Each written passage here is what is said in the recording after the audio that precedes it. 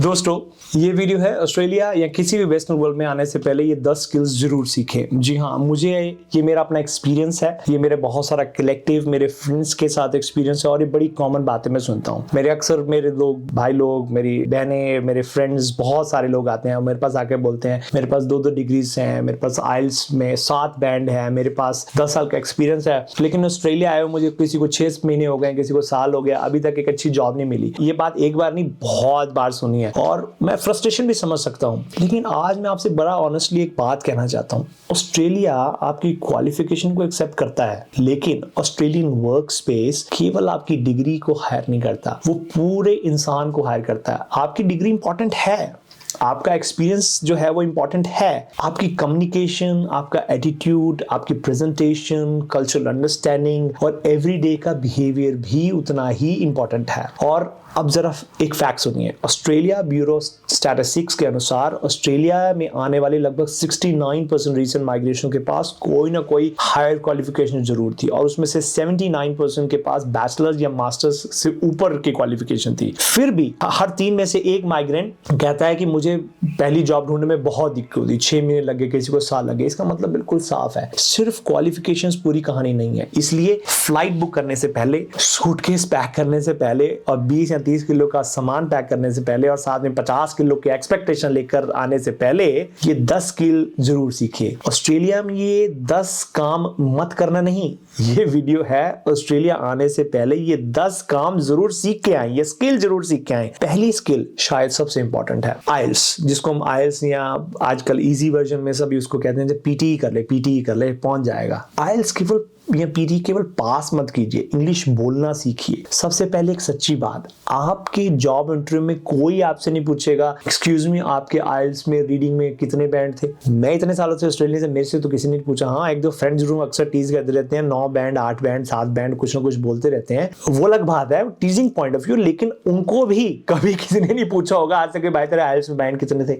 कोई नहीं पूछता। क्यों? क्योंकि उनको ये देखना है कि आपका एटीट्यूड कैसा है, आपकी पर्सनैलिटी कैसी है, आपकी स्पोकन इंग्लिश कैसी है। आइल्स जो है या पीटी ही आपको यूनिवर्सिटी में एडमिशन दिला सकती है, वीजा दिलाने में मदद कर सकती है, प्रोफेशनल रजिस्ट्रेशन की रिक्वायरमेंट्स को पूरा कर सकती है, लेकिन आइल्स का स्कोर आपको कस्टमर, मैनेजर, पेशेंट या कॉलीग से बात करना नहीं सिखाती। हो सकता है आपकी रीडिंग बहुत अच्छी हो, आपके बैंड्स 8 हो, राइटिंग में बहुत अच्छे हो, लिसनिंग स्किल अच्छी हो, क्या आप किसी आइडिया को कॉन्फिडेंटली एक्सप्लेन कर सकते हैं, क्या अनएक्सपेक्टेड क्वेश्चन का जवाब दे सकते हैं, क्या मीटिंग में कोई अपनी बात रख सकते हैं, क्या आप अग्रेसिव हुए बिना रिस्पेक्टफुली डिसएग्री हो सकते हैं, क्या आप अलग अलग ऑस्ट्रेलियन एक्सेंट्स को समझ सकते हैं। असल एग्जामिनेशन तो ये है जब आप यहाँ आ जाते हैं। आइल्स आपको ऑस्ट्रेलिया में एंट्री दिला सकता है, कम्युनिकेशन आपको ऑस्ट्रेलिया या किसी भी वेस्टर्न कंट्री में ग्रोथ दिलाती है। ऑस्ट्रेलिया आने से पहले रोज इंग्लिश बोलने की प्रैक्टिस कीजिए, लोगों से बात कीजिए, अपनी आवाज को रिकॉर्ड कीजिए, ऑस्ट्रेलियन न्यूज पढ़िए या जिस कंट्री में जा रहे हैं वहां की न्यूज पढ़िए, पॉडकास्ट पढ़िए, इंटरव्यू सुनिए। ये समझिए कि ऑस्ट्रेलियंस कई वर्ड्स को शॉर्ट करके इनफॉर्मल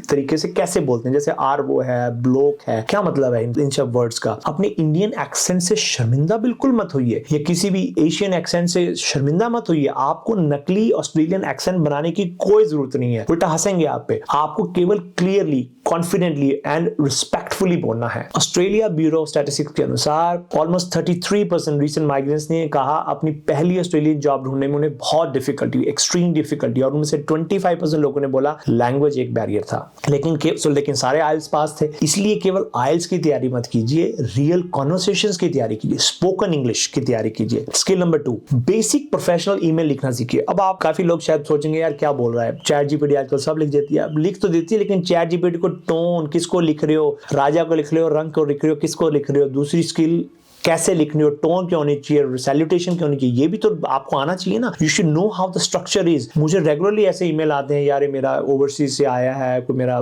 भतीजा है, कोई फ्रेंड का बेटा है, इसको बड़ा हाईली क्वालिफाइड ऐसे रख लो। और जब मैं उनको बोलता हूँ अपना ईमेल मुझे सीवी, उनके प्रॉपर ग्रीटिंग्स नहीं होते, स्पेलिंग की मिस्टेक्स होती हैं, सेंटेंस स्ट्रक्चर समझ में नहीं आते, तो कहना क्या चाह रहे हैं। आखिर तक पढ़ने के बाद ये समझ में आता है और मेरा वही मन में आता है कि भाई कहना क्या चाहते हो। कई जॉब ईमेल्स ऐसी होती हैं, hi sir do you have a job, I am the friend of so and so, can I get a job. मेरे दोस्त ये जॉब एप्लीकेशन है, थ्रेट है, ये मिस्ट्री मैसेज है। मुझे तो यही समझ में नहीं आता। प्रोफेशनल ईमेल के लिए शेक्सपियर बनने की जरूरत नहीं है, एक सिंपल स्ट्रक्चर सीखिए। डियर मिस्टर और miss, my name is so and so, I am writing regarding so and so, you know, that's it, and I have attached my resume, I would appreciate the opportunity to discuss, kind regard, that's it. इतनी बस कहानी है। Send button दबाने से पहले email दोबारा पढ़िए और देखिए कि आपने जो लिखा वो सही है, क्या वो एड्रेस सही है, ये चेक कीजिए, स्पेलिंग या ग्रामर्स है, क्या आपने जो बोला है कि मैं ये रेज्यूमे अटैच कर रहा हूं क्या वो अटैच्ड है।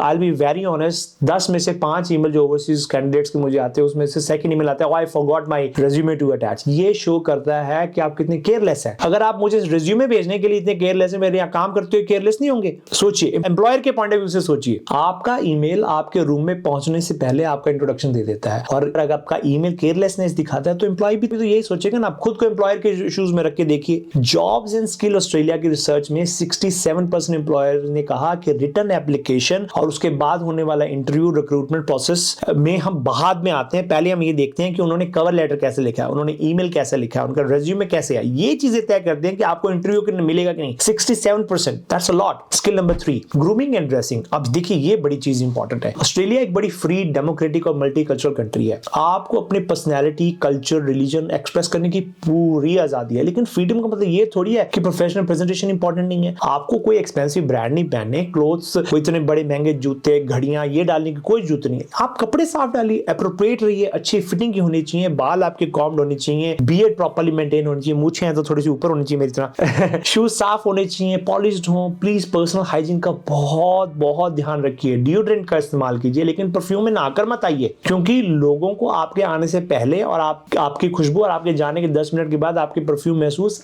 नहीं होना चाहिए। कुछ ऑस्ट्रेलियन वर्क प्लेस कैजुअल होते हैं, कुछ फॉर्मल होते हैं, कई जगह यूनिफॉर्म होती है। पहले एनवायरनमेंट को समझिए और उसके अनुसार ड्रेस कीजिए, उसके अकॉर्डिंग ड्रेस कीजिए। लेकिन लोगों को आपकी कॉन्फिडेंस, आपकी कैपेबिलिटी याद रखनी चाहिए, आपकी बॉडी की ऑर्डर नहीं ध्यान रखनी चाहिए। गुड ग्रूमिंग वेल्थ दिखाने के लिए नहीं है, ये रिस्पेक्ट है आपके लिए, और आपकी रिस्पेक्ट दूसरों के प्रति भी दिखाती है। अब मान लीजिए आप कोई कुकिंग कर रहे हैं, तो हमें क्यों पता लगना चाहिए कि आप फिश कुक करके आए हैं या अंडा करी फिश करके आए हैं या कुछ और करके आए हैं। That's very wrong. You should make sure you change your clothes. तैयार होने के बाद हम खाना बनाते हैं, कोई और कपड़े डालिए, फिर और कुछ चेंज कर लीजिए। ऑस्ट्रेलियन एम्प्लॉयर रिसर्च में इंटरव्यू के समय 43% एम्प्लॉयर्स ने culturally fit, personality, overall presentation को इंपॉर्टेंट माना, और आपकी क्वालिफिकेशन को सिर्फ 7% लोगों ने स्पेसिफिकली मेंशन किया। इसका मतलब आइडेंटिटी को नहीं बदलना, प्रोफेशनल एनवायरनमेंट को समझना है। That's it. आप चलते हैं स्किल नंबर 4 के ऊपर। बीच में इंटरप्ट करना बंद कीजिए, सुनना सीखिए। ईयर टोनिंग हम में से कई लोगों को बहुत जल्दी होती है, यह दिखाने के हमें पता है। अरे भाई पता है, तुम्हें पता है, सामने वाले की बात तो पूरी होती नहीं, आप पहले शुरू हो जाते हैं, yes yes yes I know actually you know, मैं आपको बताता हूँ, I will tell you, I know this,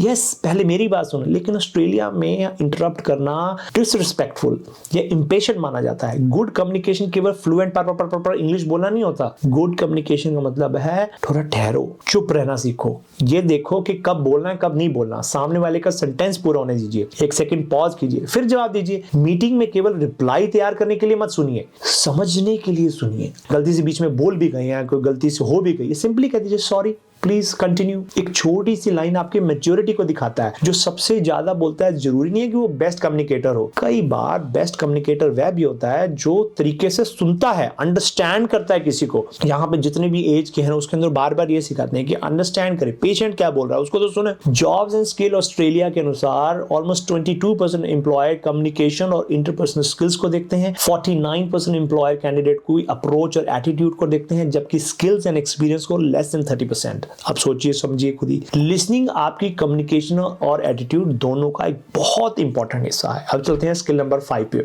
everyday courtesy की आदत डालिए। जी हाँ, कर्टसी ऑस्ट्रेलिया में छोटी छोटी कर्टसीज बहुत मैटर करती हैं, जैसे please, thank you, sorry, excuse me, how are you, can I help you with something, did you have a bad day. इन वर्ड्स का इस्तेमाल कीजिए। हर किसी को अपनी बत्ती सी दिखाने की जरूरत नहीं है। एक छोटी सी स्माइल और रिस्पेक्टफुल एक्नॉलेजमेंट बहुत होती है। आपके पीछे अगर कोई आ रहा है तो डोर होल्ड कीजिए। कोई उम्र में लेडी हो सकती है, कोई बुजुर्ग हो सकता है, कोई बच्चा हो सकता है, आप पुश करके ठां दरवाजा ऐसे करके निकलता है, दैट्स नॉट राइट। लोगों को पर्सनल स्पेस दीजिए। अगर आप किसी एल्डरली पर्सन, किसी प्रेग्नेंट वुमेन, किसी इंजर्ड, किसी बच्चे कोई जरूरतमंद को देख रहे हैं तो उनको सीट दीजिए। अगर आप बस में या पब्लिक ट्रांसपोर्ट में या किसी बेंच पे बैठे हैं, उनको ऑफर कर दीजिए। क्लीनर हो, ड्राइवर हो, रिसेप्शनिस्ट हो, रिटेल वर्कर हो या कोई प्रधानमंत्री हो, सब इक्वल है। हर किसी की रिस्पेक्ट कीजिए। काइंडनेस को वीकनेस मत समझिए। ऑस्ट्रेलिया में इक्वालिटी को बहुत वैल्यू दी जाती है। आपकी डेजिग्नेशन या आपका बैंक बैलेंस और आप कितने करोड़पति इंडिया से आए हैं या वहां या यार, nobody gives damn about it. इंसान से की सबसे अधिक इंपॉर्टेंट आपका बैंक बैलेंस नहीं बनाता, आपकी टेक्निकल स्किल्स नहीं बनाती, आपकी रिस्पेक्ट, आपका एटीट्यूड, आपकी वे ऑफ कम्युनिकेशन बनाती है, आपकी कर्टसी बनाती है। इसलिए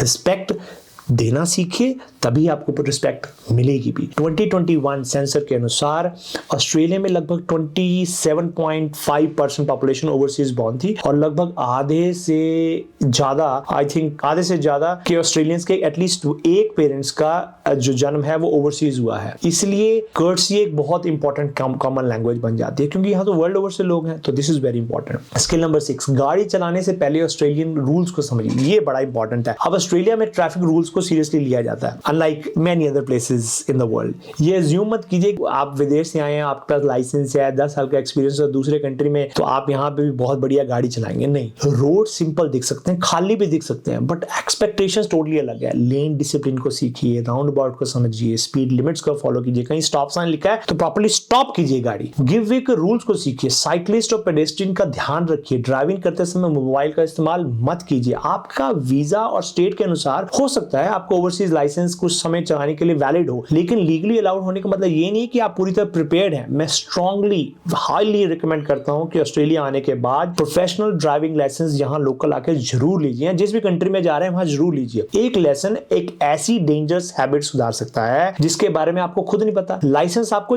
गाड़ी चलाने के लिए परमिशन देता है, ट्रेनिंग आपको सेफली गाड़ी चलाना सिखाती है। आप अपनी खुद की और पता नहीं अपने बच्चे की या किसी और बच्चे की जान बचा सकते हैं, बिकॉज वो बंदा तो रूल से चल रहा है और आपको वो रूल मालूम ही नहीं है। आपकी भी कुछ हद तक आपकी भी गलती नहीं, क्योंकि आपको तो राइट ऑफ वे ही नहीं पता ना। आपने बंदा नीचे दे दिया और उस बंदे को लग रहा था कि आप रुकेंगे। दोनों की गलती नहीं है, एक रूल से चल रहा है, लेकिन आपकी ज्यादा बड़ी गलती है क्योंकि आपने वो रूल सीखने की कोशिश ही नहीं करी। सितंबर 2025 तक 12 महीनों में ऑस्ट्रेलिया रोड्स पे लगभग 1350 लोगों की डेथ हुई है। 2024 में लगभग 3.3 मिलियन स्पीडिंग फाइन्स लगे हैं। 3.5 लाख से ज्यादा मोबाइल इन्फ्रिंजमेंट रिकॉर्ड किए गए। और यहाँ पे मोबाइल सारे चलान बड़े मोटे होते हैं भाई लोगों, इंडिया की तरह 500, 2000, 3000 नहीं होते। यहाँ पे डॉलरों में होते हैं, मिनिमम 400-500 डॉलर, साथ में 3 पॉइंट, 12 पॉइंट टोटल होते हैं। 12 पॉइंट अगर गए ड्राइविंग भी नहीं कर सकते, मतलब लगभग 4 चालान कटने के बाद you can't drive. Q, next skill के ऊपर चलते हैं। स्किल नंबर 7, क्यू और दूसरे लोगों के टाइम की रिस्पेक्ट कीजिए। बस का वेट कर रहे हैं या शॉप में खड़े हैं या सर्विस काउंटर पे खड़े हैं, क्यू को ज्वाइन कीजिए, कतार को ज्वाइन कीजिए। धीरे धीरे साइड से आगे मत खींचने की कोशिश, ये सोच के कि किसी को दिख नहीं रहा। सबने देखा है भाई, ये ऑस्ट्रेलिया, उनको पता है बड़े टाइम से इमिग्रेंट्स आ रहे हैं। ऑस्ट्रेलिया में ऑर्डर और पर्सनल स्पेस को जनरली रिस्पेक्ट किया जाता है। यही रूल टाइम पर भी लागू होता है। अगर इंटरव्यू सुबह 10 बजे है तो 10 बजे के 7 या 5 मिनट के ऊपर ये पहुंच कर ये मत कि actually you know what, parking की प्रॉब्लम हो गई है, बड़ी ट्रैफिक थी, बड़ी रेन थी, आंधी आए, तूफान आए, बाढ़ आए, यहाँ सब कुछ नॉर्मल टाइम पे चलता है सब कुछ। और आप कोई ब्रेकिंग न्यूज लेके नहीं आ रहे कि ये आपके साथ पहली दफा हुआ है। इंटरव्यू में 10-15 मिनट पहले पहुंचने की कोशिश कीजिए, प्लान से चलिए। जनरली लेट हो रहे हैं तो शेड्यूल टाइम से पहले इन्फॉर्म कीजिए। पंक्चुअलिटी आप सामने वाले को बताती है कि I respect your time and you can depend on me. कई एम्प्लॉयर्स के लिए रिलायबिलिटी डिसिप्लिन के बिना ब्रिलियंस से अधिक वैल्यूबल होती है। आपकी डिग्री इंपॉर्टेंट नहीं है। जब मैं आप टाइम पे नहीं आए, मान लीजिए मेरे को किसी आपको कोई ऐसी जगह पे रखा है जो बड़ा क्रिटिकल मोमेंट, आप तो टाइम पे नहीं पहुंचे, आप तो बंदा मार देंगे वहां पे, isn't it?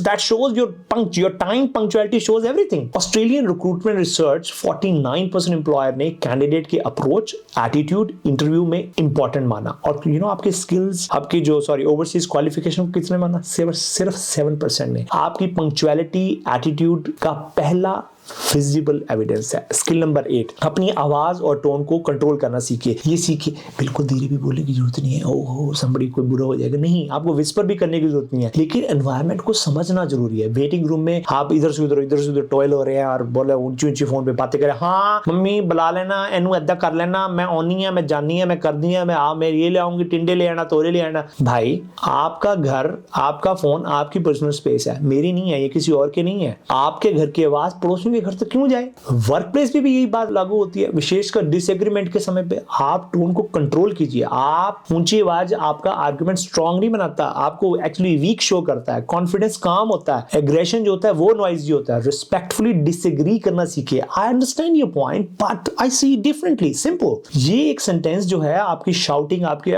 एग्रेशन से कहीं आगे लेके जाएगा। ऑस्ट्रेलियन एम्प्लॉयर रिसर्च में 43% एम्प्लॉयर्स ने कल्चरली फिट और 22% ने कम्युनिकेशन और आपकी इंटरपर्सनल स्किल्स को ज्यादा इंपॉर्टेंट माना आपकी क्वालिफिकेशन से। आपका टोन, आपकी वॉल्यूम, आपकी कम्युनिकेशन, इन्हीं सभी चीजों का एक बहुत इंपॉर्टेंट हिस्सा है। अगली स्किल पे चलते हैं। स्किल नंबर 9, विमेन, चिल्ड्रन और पर्सनल बाउंड्रीज की रिस्पेक्ट कीजिए। जी हाँ, ये एक बहुत ही नॉन नेगोशिएबल पॉइंट है। वुमेन्स की को या वर्क प्लेस में, घर में, हर जगह, सोसाइटी में एक विमेन आपकी मैनेजर हो सकती है, कलीग हो सकती है, customer, doctor, personal police officer हो सकती है, बिजनेस ओनर हो सकती है। उसके रोल्स, उसके डिसीजन और पर्सनल स्पेस की रिस्पेक्ट कीजिए। किसी की अपीयरेंस, रिलेशनशिप स्टेटस या प्राइवेट लाइफ पर अनवांटेड कमेंट मत कीजिए। स्टेयर मत कीजिए। कंसेंट के बिना किसी को टच मत कीजिए। किसी महिला का फ्रेंडली होना रोमांटिक होना नहीं होता। चिल्ड्रन और एल्डरली पीपल को भी रिस्पेक्ट कीजिए, लेकिन किसी दूसरे परिवार के पेरेंटिंग या प्राइवेट मैटर्स या अननेसेसरी इंटरफेरेंस मत कीजिए। That's not your role. Australian culture और ऑस्ट्रेलियन लॉ में कंसेंट, इक्वालिटी, पर्सनल बाउंड्रीज को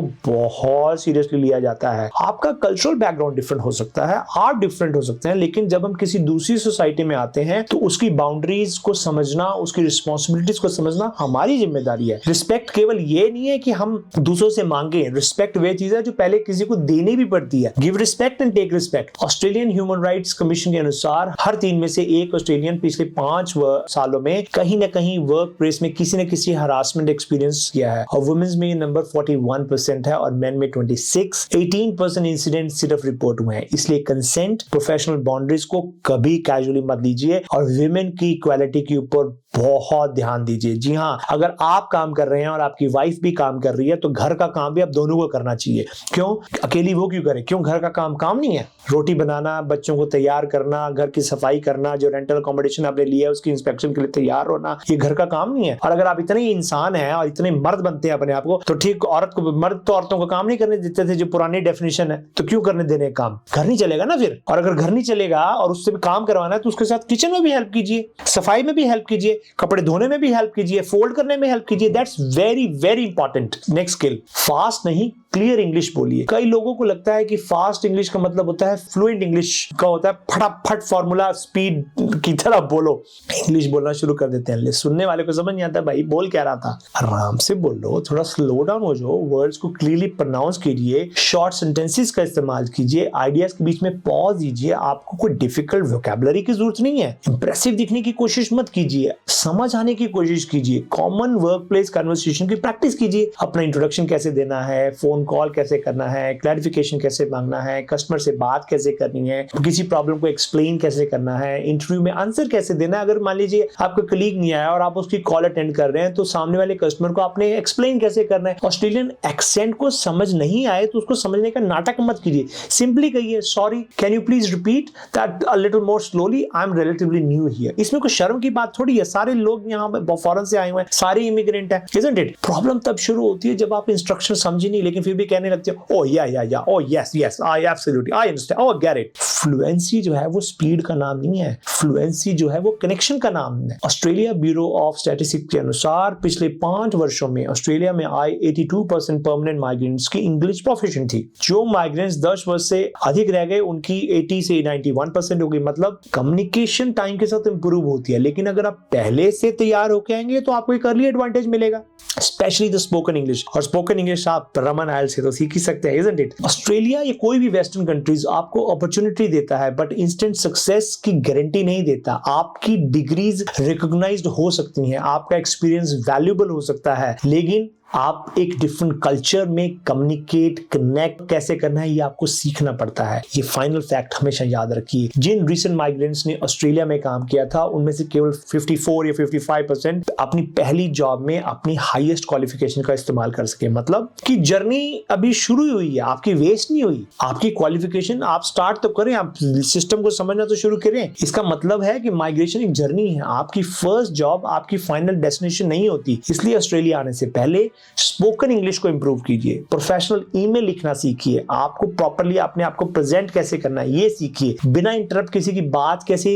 सुननी है इसकी प्रैक्टिस कीजिए, रिस्पेक्टफुली डिसएग्री कैसे होना है ये इसकी प्रैक्टिस कीजिए, एवरीडे की कर्टसीज को अपनाइए, रोड रूल्स को समझिए, लाइन में लगना सीखिए, क्यों में लाइन में, टाइम की रिस्पेक्ट कीजिए, अपने वॉल्यूम अपने टोन की रिस्पेक्ट कीजिए, इक्वालिटी मैन एंड वुमेन की इक्वालिटी को रिस्पेक्ट कीजिए, पर्सनल बाउंड्रीज को रिस्पेक्ट कीजिए और इंग्लिश तेज नहीं साफ बोलिए। ये छोटी छोटी स्किल्स दिखाई दे रही हैं, लेकिन जब आप इसको इकट्ठा करके देखेंगे तो ये डिसाइड करेंगी कि ऑस्ट्रेलिया जैसी कंट्री में आप स्टक रहेंगे, इरिटेट रहेंगे या आगे बढ़ेंगे। ऑस्ट्रेलिया आने पर अपनी आइडेंटिटी मत खोइए, अपना कल्चर लेके आइए, अपनी वैल्यूज लेके आइए, अपने एम्बिशंस और एक्सपीरियंसेस लेके आइए, लेकिन साथ में एक ओपन माइंड भी लेके आइए। क्या माइग्रेशन केवल एक कंट्री को बदलना है? माइग्रेशन खुद को एक्सपेंड करने का नाम भी है। अगर पहले से आप ऑस्ट्रेलिया में रहते हैं तो कमेंट्स में ऑनेस्टली जरूर बताइए इन 10 स्किल्स में से सबसे डिफिकल्ट कौन सी थी। और अगर आप ऑस्ट्रेलिया आने वाले का प्लान कर रहे हैं तो इस वीडियो को सेव कीजिए और किसी ऐसे व्यक्ति के साथ शेयर कीजिए जिसकी जर्नी में ये स्किल्स ऐड करने से उसकी जर्नी आसान हो सकती है। जी हाँ, मैं हूं कुलतेज, आप देख रहे हैं द केवी शो। मिलते हैं फिर अगले शुक्रवार एक नए नजरिए, एक बेहतर कन्वर्सेशन और एक बेहतर बुक जैसी समरी के साथ। Learn, build and lead. See you until next time, next Friday 9 PM। Ciao, bye bye.